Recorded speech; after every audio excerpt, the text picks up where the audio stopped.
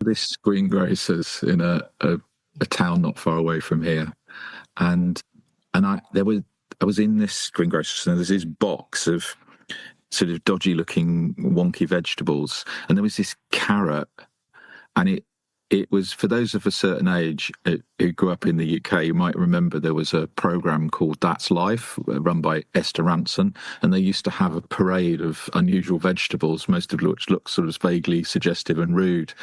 And it was one of those kind of vegetables.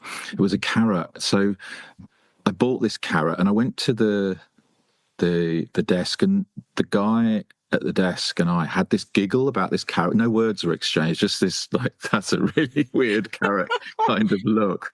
And what was weird is it was like a little person with a little tufty bit at the top where the leaves had been cut off. It had two legs, and then it had this winky. It had this really long, like, piece that was growing out, and there was a root hair on the end of this, so it also looked like it was peeing. And I can't remember at that point the last time I'd smiled. And I went home having smiled with the greengrocer, and I made, with that and a couple of sprouts, I made this delicious soup.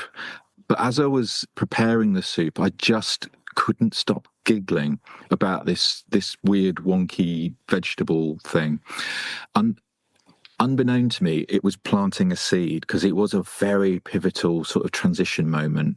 And as I was eating that soup, I thought, things ain't that bad.